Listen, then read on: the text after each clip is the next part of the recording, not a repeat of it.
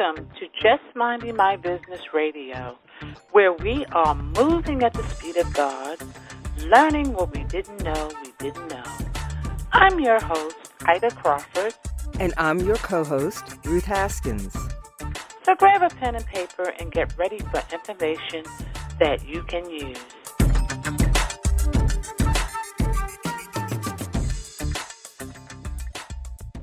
Hello, everyone. Welcome to Just Minding My Business.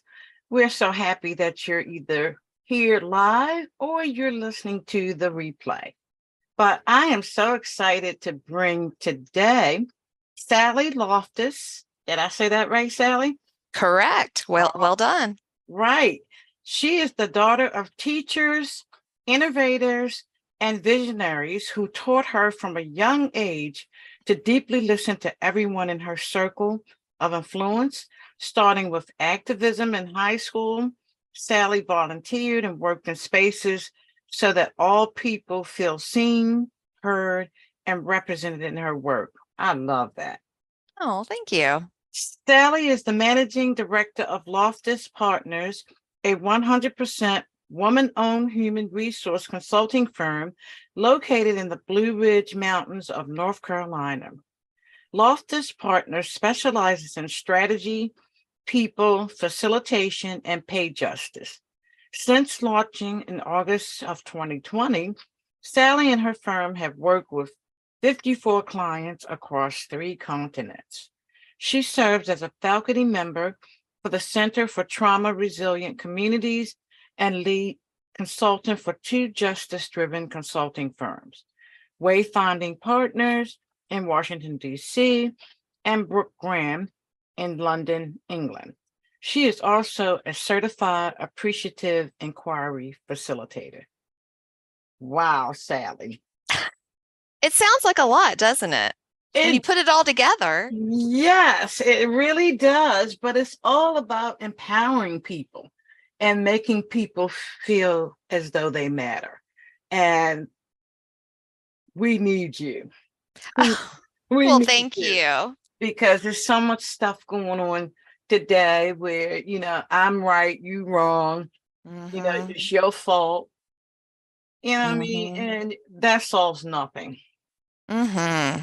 I agree. I agree. We need to get back to kind of our humanity and connecting with each other. Absolutely. Absolutely. So, wow. I got to ask, how did you get on this road? I got to ask that first. Well, I won't go back to all the way to when I was born, but I will say, just thinking about how much I do recognize, and kind of that's one of the things I wanted to bring out in my bio, is that I have this long lineage of ancestors, right, that have rich stories and narratives and things that they did that contribute to who I am today, whether I know them or not, right? And also, thinking about the people who were most impactful for me when I grew up and was socialized, and those were my grandparents. And while I lived with my parents, my maternal grandparents were my primary caregivers, and they worked in the margins of the community all the time. And so I grew up going with them to deliver meals, to visit the nursing home, to, a lot of it was their church work. And I just grew up with that being normalized, and, taking in children of friends or whomever. I mean, just, kind of, it was a real tight knit community approach. And so I was socialized into that, which obviously impacted kind of how I now show up in my career and wanting to help other people. Absolutely. And unfortunately, that's the era I grew up in, where the neighborhood, the community took care of each other. Now you're lucky if you even know your neighbor's name. And it's really sad because it does truly take a village. Doesn't it though? I have 2 teenagers and a young adult as children, and I think, boy, it takes a village to raise those children. But just in general, I mean, I think we really have lost our senses of community and connection to each other, and that is so important in how we make a difference in this world. Absolutely. And at the end of the day, we're not here for ourselves. That's right. We're here to be in service. And, when you are in service, it's just a different type of feeling when you are supporting somebody, whether it's, a kind word, help with the groceries, you know, it's just little things that make the difference. Absolutely. I totally agree with that. And it certainly changes your perspective when you're not the center of your universe. Absolutely. And as I think it was Marsha P. Johnson said, our liberation is tied up together, right? We can't achieve anything without each other. No, we cannot. Wow. So tell us a little bit about your firm and what you guys do. Yeah, definitely. Yes. Thank you for the opportunity. Yeah, so I started my firm in 2020, which was in the pandemic. Did not know I was going to be starting a firm in the pandemic, but it happens. And thankfully, I was already kind of comfortable with doing a lot of virtual work. And so I really kind of come into spaces typically within the human resources realm, working with organizations of all sizes, kind of primarily mostly nonprofits. And I come in and help a lot with strategy, like business strategy, and how that's connected to people, the people who work there, and kind of what the people strategy is. And then I specialize in pay equity. And that's really working with organizations around their compensation structures and addressing the many inequities that people experience within pay. Yes. And I'm sure people want to hear a lot about that because there's so many people out there that aren't getting paid what they're worth.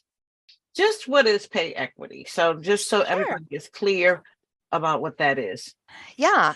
So just to kind of give a couple of definitions so everybody's kind of understanding where I'm coming from. When I talk about pay, I think about somebody's base pay.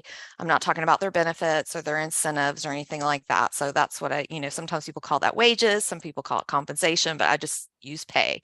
And, pay equity is a little different than equal pay or pay equality. Equal or fair pay, which we hear a lot.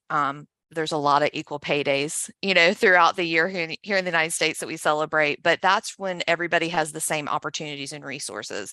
So that's typically like the baseline for employers. So, if somebody's, for instance, is an administrative assistant position, let's just use that one, is everybody being offered the same based on the same qualifications? So that kind of gets into kind of job qualifications and requirements.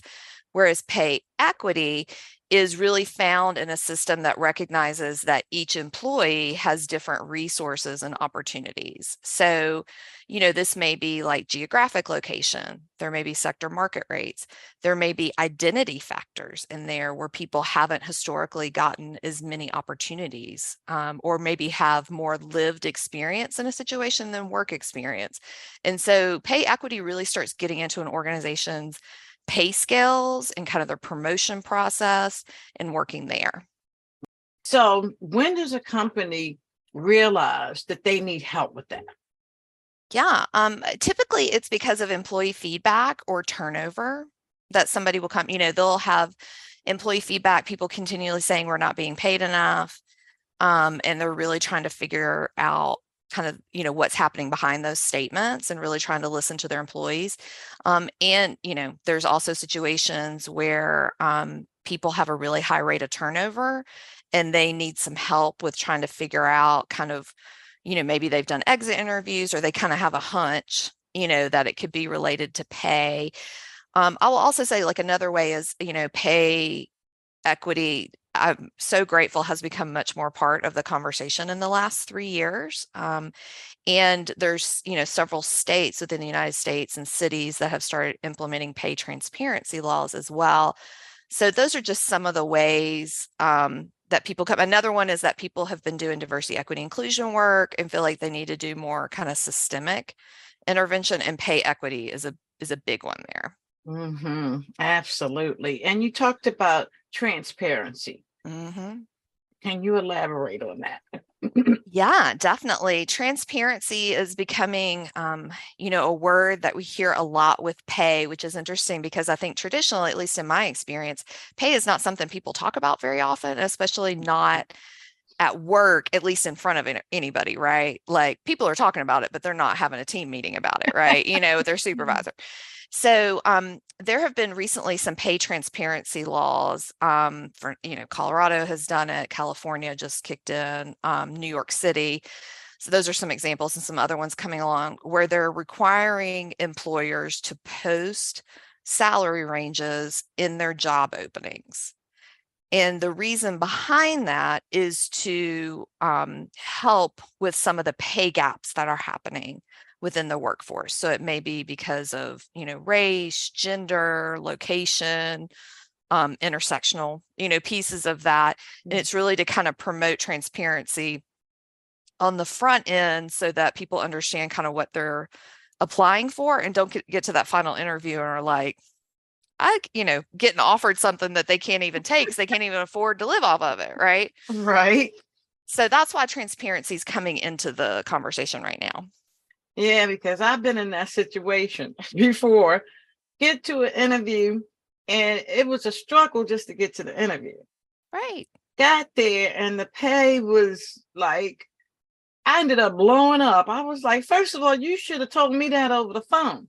I had driven quite a distance, right, to interview for the job, and then they had this laundry list of everything they wanted me to do, and the pay was horrible.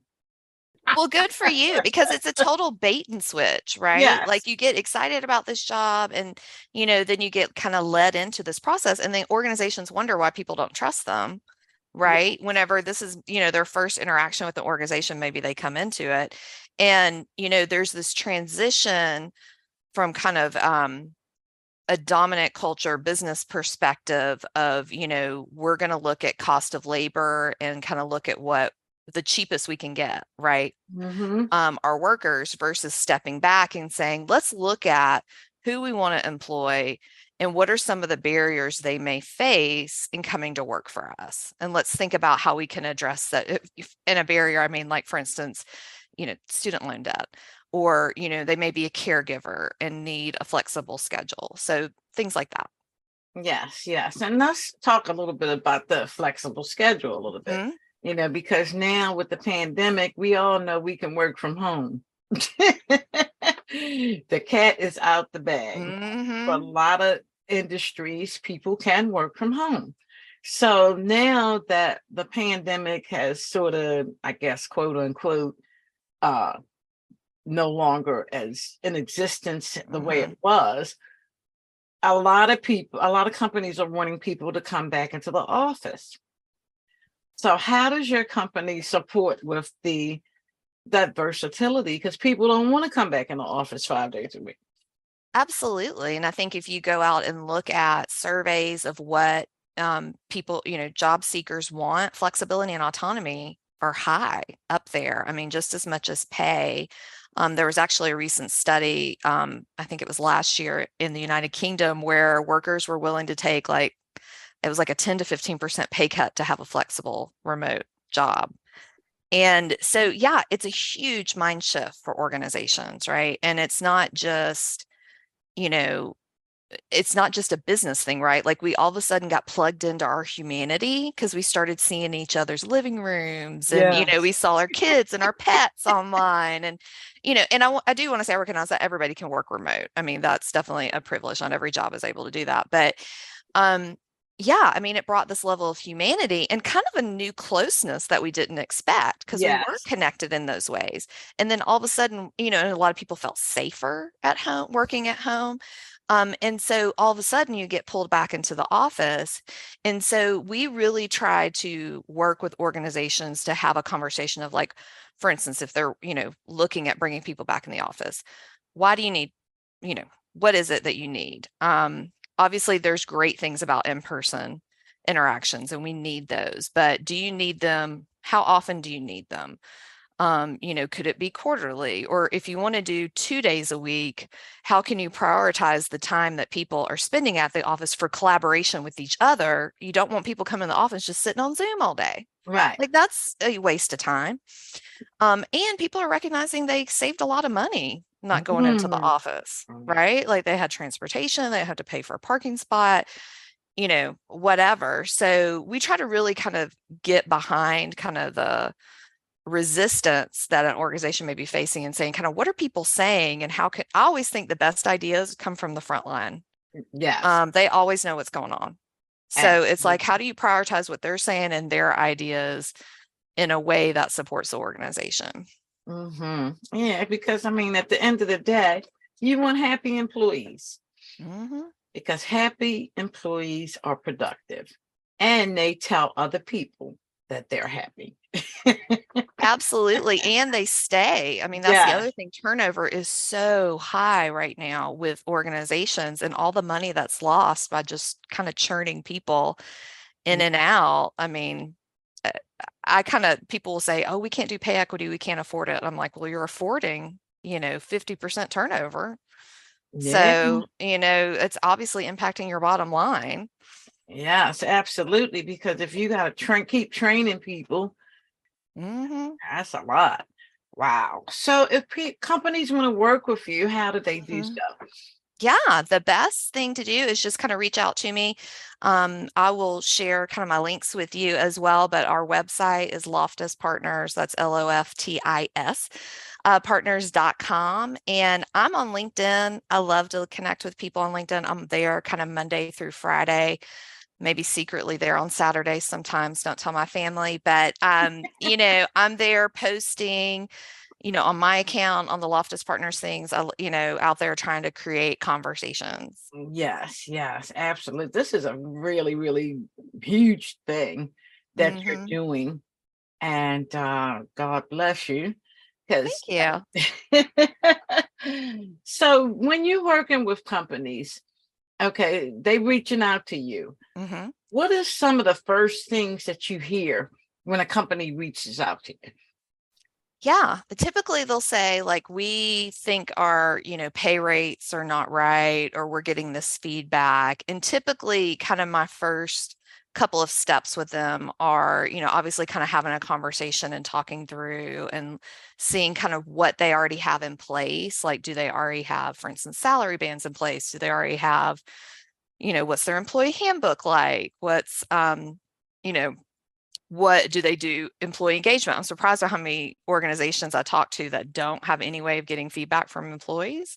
That's, or maybe they do it annually, and so we talk through that. And then typically like for pay equity, I'll start with a pay equity assessment where I kind of break down their salary bands, kind of by levels. And then we'll start looking at specific demographic information like race and ethnicity, gender, age, tenure, kind of highest paid, lowest paid ratios. And then I'll, kind of do an intersectional analysis for the people who fall into that and really kind of say, this is what I'm hearing, and then look at where their people are located, because cost of living is huge.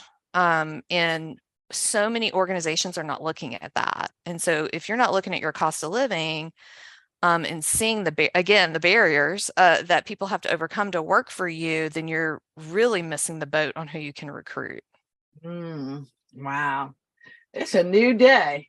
I hope so. I want it to be. Yes, because now I think employees have a little bit more control now over the workplace.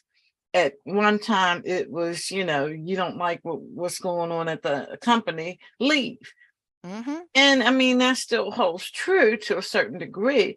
But if you allow your employees to comfortably talk to you about what they see or what's not working for them, it makes a more harmonious workplace. Absolutely. People are looking for places where they don't have to kind of check their identities at the door. Right. And I think if you can do that at work where we spend 20, 30, 40, 80 hours, whatever your work schedule is, a week, it really makes a huge difference for Yes. people, and are willing to stay longer and can connect to meaningful work. Yes, and it makes a safe environment. It makes people feel safe because, most of the time, especially the salary thing, that is like a taboo. You do not talk about salary at work. And it's been like that since work. Isn't that the truth? And what's so funny is like people are talking about it. Yeah. It's like you don't talk about like I'll do focus groups with employees, kind of when I work with organizations. And, one of the questions is like, how do you know when you're being paid enough? And another one will be, what conversations are you having about pay at work? And I mean, almost always it's like I have one in my performance review, annually with my supervisor. And then the other one will be like, and sometimes my coworkers or my friends and I, will talk about it. But like, they're like, this is the first time I've ever talked in a group about pay at work. And it's so interesting to think about that. Yes. And I think it automatically, when a company hires you and have you talk to their employees about pay, that sends a huge message to the employee, because that says, okay, my company has decided to bring somebody in to get the pay scales right. So they must care. As long as they implement it, yes. Yes, absolutely. Well, and it's interesting, this work ends up taking longer than you want it to, just because truly, if you're doing it collaboratively, you're working with employees to get feedback, you're having conversations, kind of strategic conversation. I mean, it's a real, I call it like a linchpin, which is kind of a military term, but it's almost like a thread in a sweater. Like if you pull the right thread, the whole sweater is going to unravel. Right. And pay equity is one of those threads that once you start pulling on it, a lot around kind of the employee experience starts to unravel, because you start being, it connects to promotions. It connects to, obviously hiring, recruiting. It connects to employee feedback, communication, just really undoes a lot that needs to be worked on in the organization. Yeah. And I think most, like people, we all need work. It's not one of those things where, you ever stop. You continuously work on your company. That you have to listen to your employees. You really do, because they really are the face of your company. Absolutely. And I think the organizations that can kind of move with the transitions happening, like, some people are doing gig work or short-term projects. And I think, I see a lot of organizations that maybe their oldest worker is like in their maybe, mid to late 50s. And I think, gosh, what an incredible opportunity to do, to turn some of these employees who are wanting to work less but maintain the same pay, like into coaches or advisors, or, companies have got to get way more creative, because otherwise people are going to leave the workforce and not come back. And that's unfortunate, because we have so many amazing people out there. Yes, we do. Yes, we do. I mean, I did IT. I do IT, and I've been in the industry for 30 something years. Wow. So, and it's like, it's more to it than just fixing a computer. You've got to learn your people. You've got to kind of flow with them in order to get the issue resolved. So it's way more to it. And then like the young people coming in, they may not have that type of insight. They won't have that type of insight because they don't understand. Like, I mean, I've had people that I've worked on their computers. I've had to move some things around on their desk, but it's very critical that you put it back right exactly like you found it. Right. Because some people are anal about that. Yeah. Well, I mean, technology is a great point of just like thinking about, people talk about, oh, AI is going to, take over the workplace. Well, there are still humans that have to feed, yes, the AI into that. Or there's, when we use technology systems, we still have to have conversations about how we use those systems and how we work together on those systems and align and, things like that. So humanity is not leaving the No, workplace, and we got to figure out how to work together in a way that's meaningful for all of us. absolutely. Absolutely. Now, talking about AI, one of the things that I'm pretty much really hating Yeah. is going to the grocery store and I got to scan my own stuff. I am so hating on that. That's what my husband says. He's like, I don't work here. Like, why are Right. you making me? Whereas I'm like, I would much rather scan myself because I can just do it faster rather than wait in line. I'm trying to get better about that. But yeah, my husband's always like, I'm not working at this grocery store. Why can't I get a line and have somebody check me out? Right, exactly. That bothers me. It depends. Like if I have one thing, right. But if I got a whole cart of the groceries, I mean, I done walk down each and every aisle. I'm tired from that. Amen. Amen. And I rarely have a small cart. 'Cause like I said, I got 3 kids and teenagers, and I'm like, I'm happy for somebody else to scan and bag it for a minute. And then it's that human interaction, that talking. I actually saw a gentleman on Valentine's Day give the cashier roses. Oh, I love that. You can't get that from a machine. You can't. And like I go to a specific grocery store that's like kind of like 30 minutes from my house. I live in a real rural area, so there's not one closer than 20 minutes. But because I think their customer service is so great. Yes. Because whenever, I come to the check out, they always are like, what are your weekend plans? What do you think about the weather? I mean, I'm thinking you obviously get a prompt every day from your supervisor on what to ask people, but I mean, they're talking about their lives and I'm like, I'm so happy to be there. Yes. And to interact with people, even though normally I would be like, oh, okay, I'll just, I'd rather just rush in and rush out, but they interact with my kids. Yes. I mean, that's humanity. So we definitely need that human connection, that we definitely need that. So again, Miss Sally, how do companies get in touch with you? Yeah, definitely. There's kind of several ways, and I'll follow up with links for you to, but definitely on my website, loftispartners.com. Connect with me on LinkedIn. I also have a monthly newsletter on LinkedIn called Fully Human Resources, where I just kind of talk about different pieces of the human resources, employee experience and talk with other people. And I also have a special for this group, if it's okay, is that I'm offering a free hour of coaching throughout this 2023 to your listeners. So if they go to my website, loftispartners.com/podcast dash special, they can find the link there and more details. And it can be organization coaching, it can be personal coaching. It doesn't have to be, but I just want to give that to people to have the opportunity to kind of talk to people and learn about them and get some kind of free human-centric coaching along the way. Yeah, that's sweet of you, Miss Sally. Well, thank you. Your parents raised you well. Oh, well, thank you. It was my whole family, and I'm so grateful for it.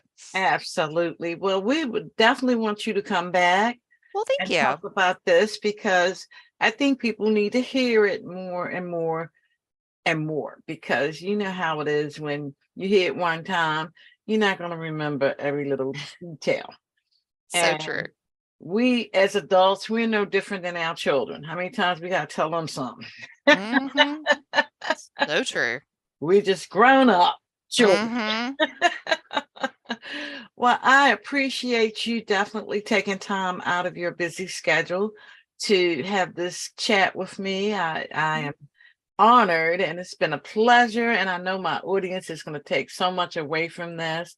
And definitely, ladies and gentlemen, go and get your free gift that Sally has offered and follow her. If you have questions, you can put it on this post. And all of her information will be there, so that way you can reach out to her directly.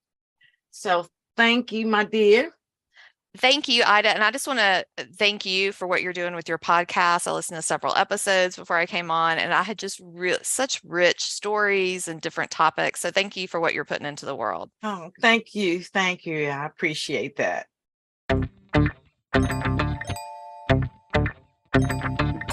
Thank you for tuning in to Just Minding My Business Radio. I'm your host, Ida Crawford. And I'm your co-host, Ruth Haskins. We hope you enjoyed the show and appreciate you stopping by. Many blessings to you and yours.